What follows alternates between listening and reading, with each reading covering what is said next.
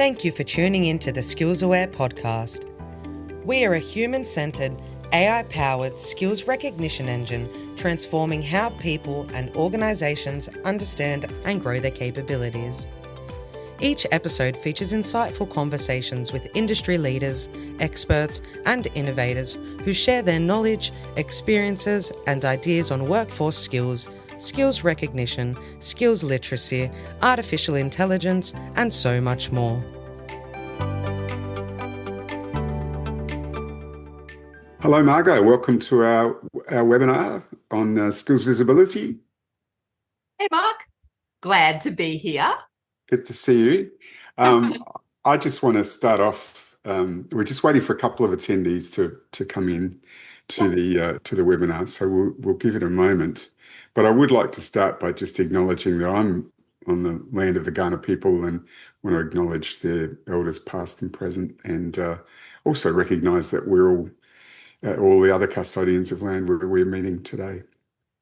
And I'm coming to you from Bunjalung country. Wow. Up the north of New South Wales. Northern New South Wales, yeah. That's great. So, okay, so let's make a little start. What I also want to say is that for those who are attending, we've got some questions for later, but the idea is to put any question or comment in the chat, and that would be a great contribution to our webinar today. So, Margo, why don't you just introduce yourself as a starting point? So, yeah, great to be here, and thanks for the opportunity to chat about skills visibility, which, as you are well aware, is one of my favourite topics. So I'm Margo Griffith. I am the Principal Skills Consultant for SkillsAware, and I have another hat where I'm also working for Edalex, which is the technology company that underpins a lot of the SkillsAware tech.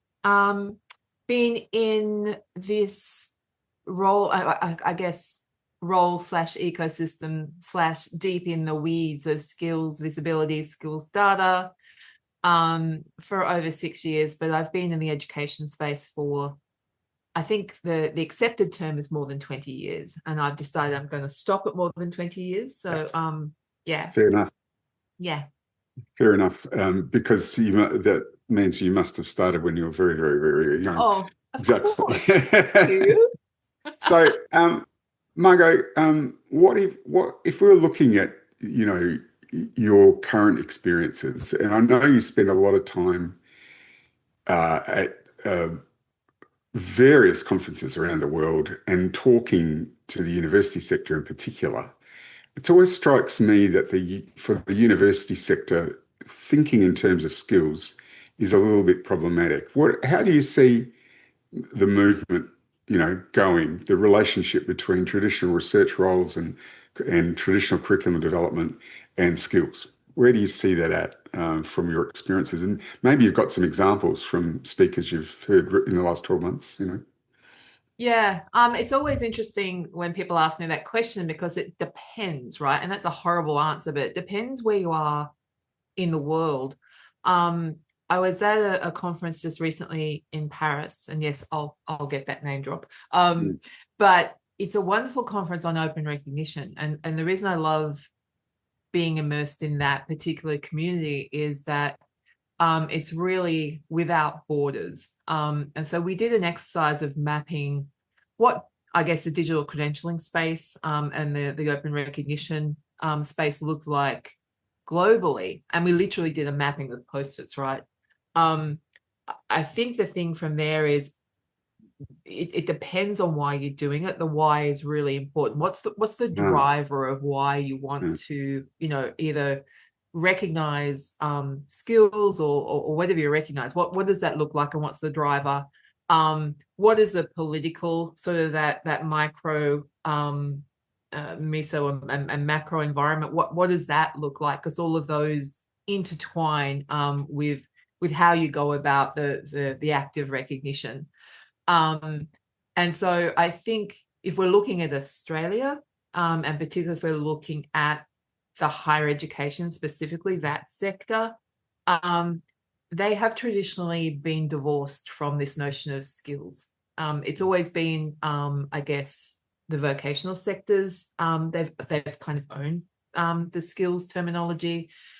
But as we are increasingly having to connect and bridge what we're learning with the world of work, right, that the higher education sector has really come on board with looking to actually actively expose skill level data to the learners. It's still a work in progress. I think that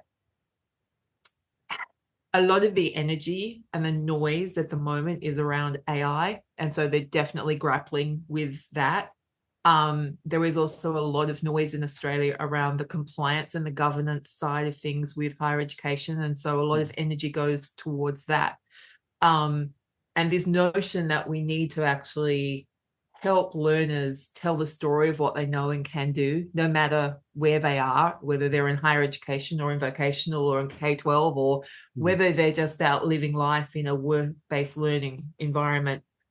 Skills visibility underpins all of that. And so I think it's a work in progress, and I think it's a work in progress globally.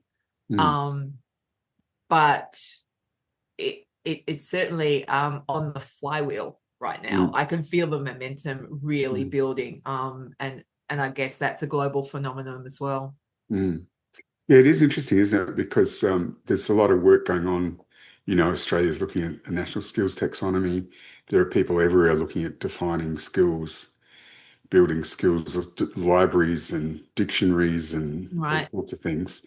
Can you think of any particular university examples where they're really leading or making progress? Have you got any examples in mind? Yeah, I think there's some wonderful work happening. Don't get across the board, but it kind of it happens in pockets, right? So there are pockets of brilliance that really then lack the support to amplify that for others to learn upon. And so early on, we did some work with University of Melbourne in their post-professional space, and they really did want to expose the skills that industry were requiring from their learners. And so they actually did, the mapping process. They actually started with their skills taxonomy, went to their industry partners and said, right, what skills do your learners need to do this? And then they started with the library of skills, and everything built upon that, right? Their curriculum, their assessment, and then we exposed through the digital recognition process what those skills were for the learners, so that they had it, the industry had it, the industry employer had it, and certainly, most importantly, the University of Melbourne had it. So I just think and that's been ongoing now for a couple of years. And they're wonderful partners and they're doing wonderful things, but it's still a small portion of that learning within that big university. So I think because there's so much energy on risk and compliance, there's very little energy being put to an innovation space. And so there is an element that you've kind of got to just take a bit of a step outside business as usual to do this skills work. So perhaps there's a lot of talks and pockets of interest, but no overarching trend that you could just say, this is how people are going about this. No, because I think the use cases are very diverse at the moment, and they're really having, again, I'm talking exclusively about the university market. The use cases for complexity around skills data are quite discrete. And so they're really having to prove through pilots and through business cases that it works and that there is an impact associated with that.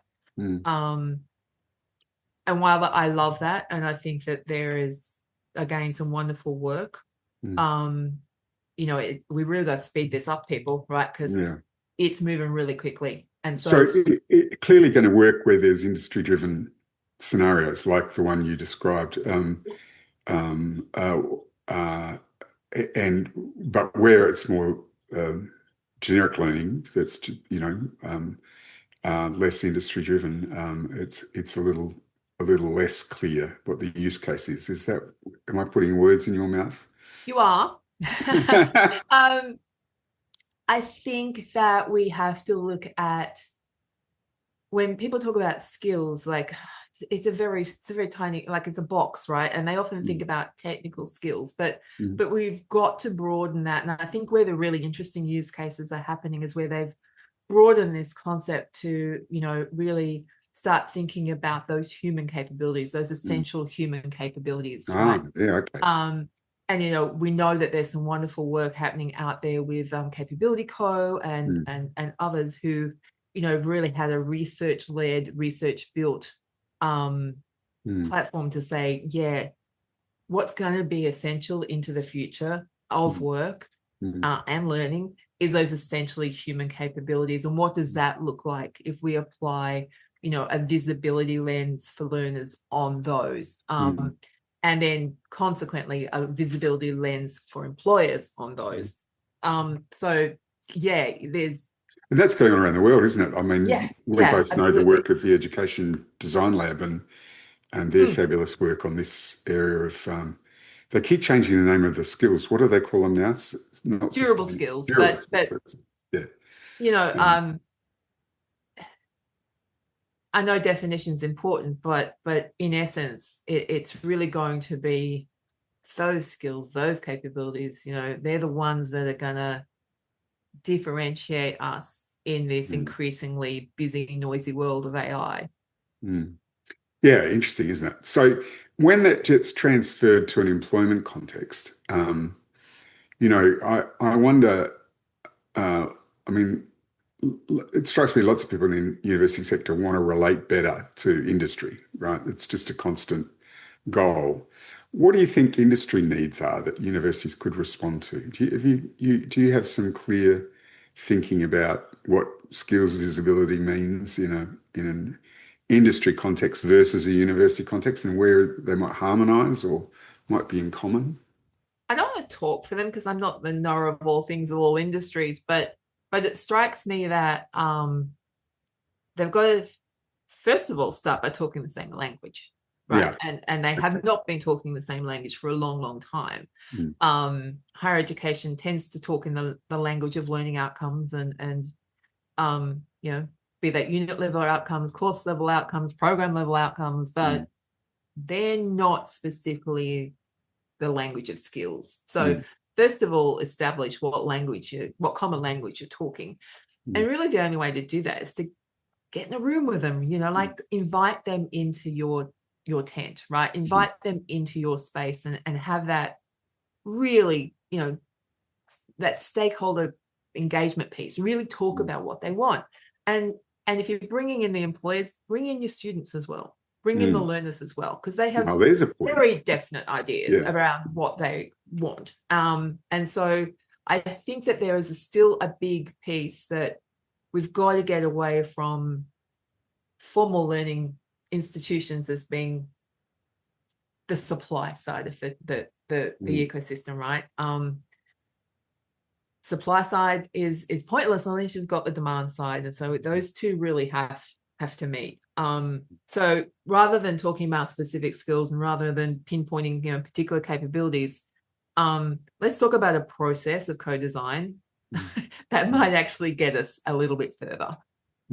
Yeah, co-design, that's an interesting idea with this, particularly with the students in mind. I've just struck me right then that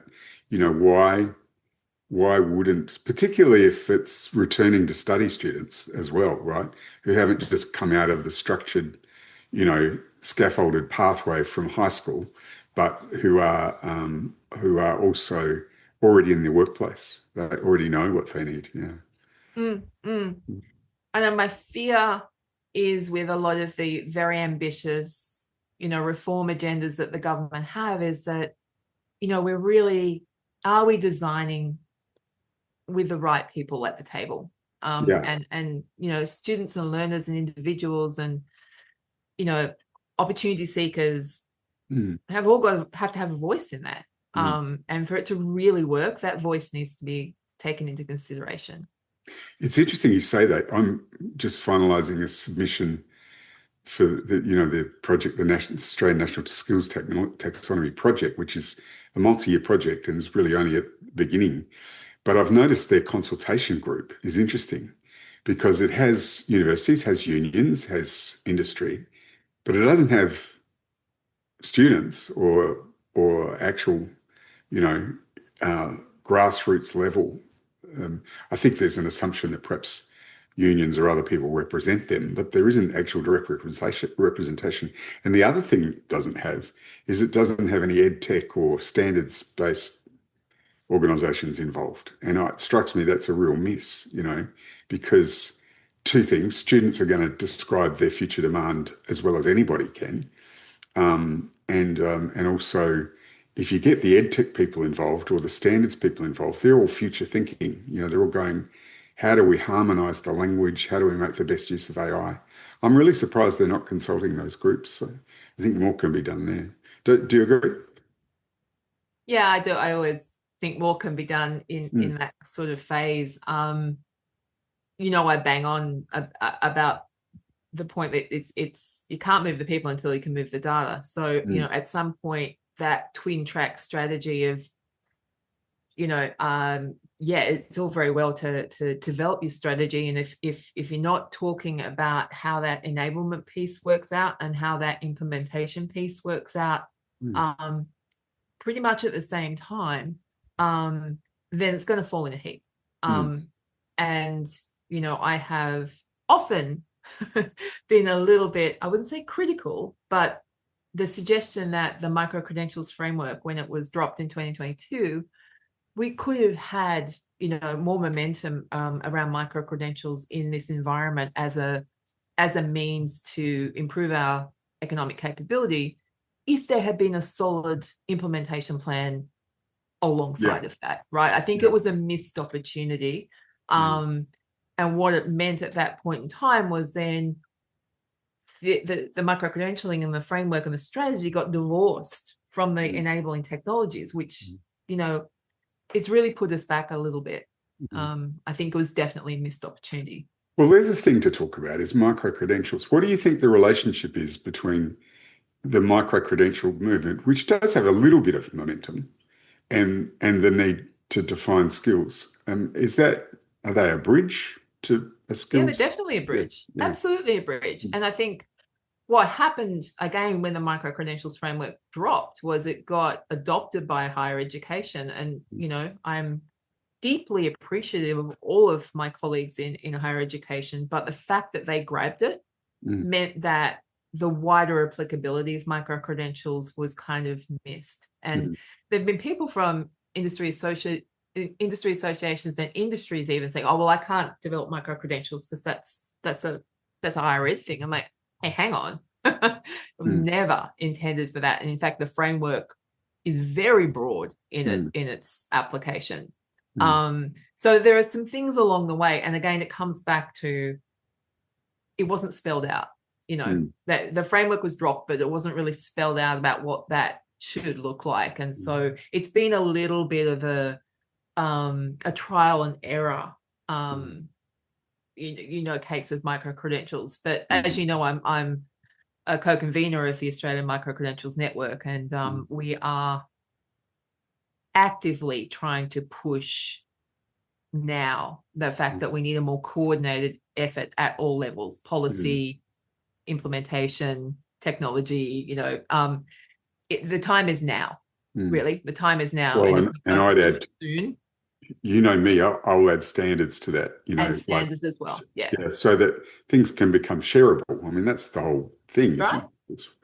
We don't, it's like the classic railway gauge problem in Australia. And I know we've got a couple of guests from overseas with us, but, every state had a different width of the rail, And so when it came for the trains to go from one state to another, eventually, they had to stop and change trains, right?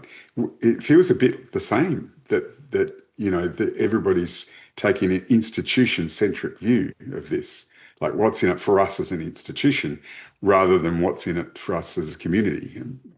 Yeah, don't get me started on that, but I Well, think I am trying to get you started on that.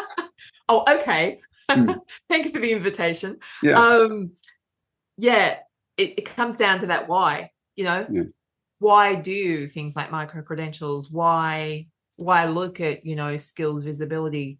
Unfortunately, I think the why in 2022 and even beyond was revenue. And that's definitely the wrong why to start with. And so that was a self-fulfilling prophecy that it didn't actually result in the revenue that you thought it would. And it's like, no, because that's the wrong place to start. Your why was wrong. Yeah.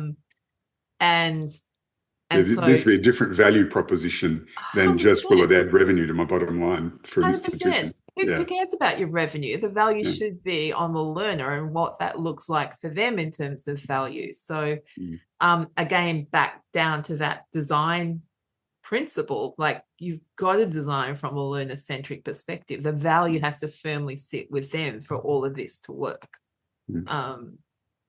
Yeah. I'll leave it there. Yeah, well, and we can go on and on about that, and but it was very good to see just this week all of the national treasurers got together for every state of Australia and agreed that skilled migration and the recognition of prior learning was critical. What do you think about that in terms of value proposition for particularly the higher ed sector, where we could improve the recognition of what people have done elsewhere or before? Yeah. Even if you take it from a productivity lens, which is not my preferred lens, but it seems to be the lens of the day at the moment. From a productivity lens, we've got a volume and velocity issue around getting the skills in market as quickly as we possibly can. And you're not going to get that through traditional learning and training means alone, right? So there are latent populations, I think, that have been underutilized and under-recognized, certainly in Australia, definitely globally, that we've just got to get better at that skill recognition piece. And, I think as you and I both know, AI to the maturity level it is now is a huge boon to that, because that very manual mapping, the laborious processes to do all of the work that needed for recognition of prior learning experience, that can now be shortened, right? I still think it absolutely needs a human in the loop. We know that. We're not going to abrogate judgment to an AI engine just yet or ever, but all of those processes, we can improve that, and we've got it, and that's a speed issue, which leads to a productivity issue. So I think that there's definitely a lot of work to do with being able to recognize skills in those latent populations and get them into work and into meaningful work sooner rather than later. And I think this needs to be led by leadership everywhere, right? It was great. I had an interview now, it's about a month ago now, Bill Shorten, the former opposition leader in Australia, who's now the VC at Canberra University, was saying we just need to reframe the university as a skills, people who work in skills, and maybe that's hard and might be a bit ambitious, but at least someone in a leadership situation is thinking like that.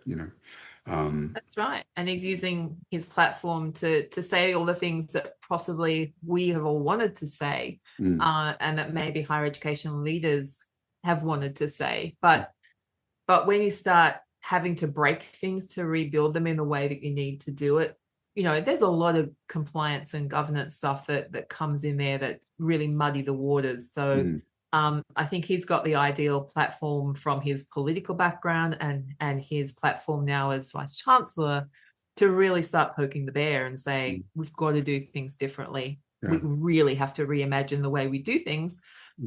Otherwise, that process is going to be obsolete.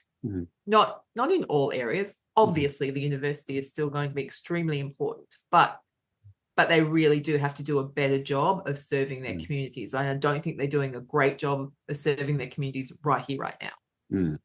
Well, and to that point, micro-credentialing is a way forward, isn't it? Because it creates other pathways. But I heard about people saying they're experimenting with micro-credential. We've created one micro-credential. What do you think about that? I say bravo. Well done for creating one. Yeah. What does that mean to the learner? Where can they take it? How can they share it? Does it lead to other opportunities? Does it unlock other opportunities? Is it meaningful in an industry context? Have you exposed all of that in the way that you are recognizing that micro-credential as well? Right. Yeah. So, bravo for doing one. Yeah. Let's do a few more. And then let's think about what that micro-credential means as a trust marker to unlock opportunity. And then, you and I talk and we'll just share these things we talk about offline where, once you've got a stack of micro-credentials and they make sense in a cluster, then you're starting to really deal with skills, aren't you? And not just the knowledge, but also the skill outcomes. I actually do think micro-credential is the right lowest common denominator to be able to map between traditional learning outcomes, Bloom's taxonomy-based outcomes from a traditional course and skills that people need. I think understanding how to deal with things in small amounts is important. Chunking, if you like, I agree. And I think there was a lot of obsession early on about the size of the micro-credential. We need to be really focused on what this size looks like. It doesn't matter what size it is. Does it unlock the opportunity for the learner that it requires to do it? Like you could do a very simple, and TAFE Queensland's doing this enormously well. Industry requires a piece of learning to unlock some, job opportunity or some pathway in industry. That learning can be very meaningful to, have articulation into university. But there's the obsession of a bit of a perfect. We didn't need to be obsessed with that for so long. We also didn't need to obsess about what is the micro-credential and the definition of that. We've moved beyond that. Let's move beyond that. I'm sick of talking about that. Is it an hour or a day? Well, as long as the outcome's relevant, right? Honestly. Honestly. Yeah, that's great. Well, Margo, it's coming to the end of our time. And I've valued this. If anybody's new to this webinar series, we produce it as content. We produce transcripts. You can share it with people. And there's a whole series that we're doing. And I think we've got 2 more to do in the new year. But I've really enjoyed this focus on, looking at skills and standards generally and how we can build the bridges we need to make everything work together. And Margo, thank you as my colleague for your ongoing contribution to what we do. And let's hope people have got some good takeaways today. Thanks very much for today, Margo. Absolutely, my pleasure. Okay. And if you've got any questions, feel free to email us. And thank you for attending today. And bye for now. Okay. Thanks for listening, everybody. Bye now. See ya. Thanks for tuning into this SkillsAware podcast episode. Don't forget to follow us on your podcast app so you don't miss a thing, and be sure to visit our website at skillsaware.com to learn more.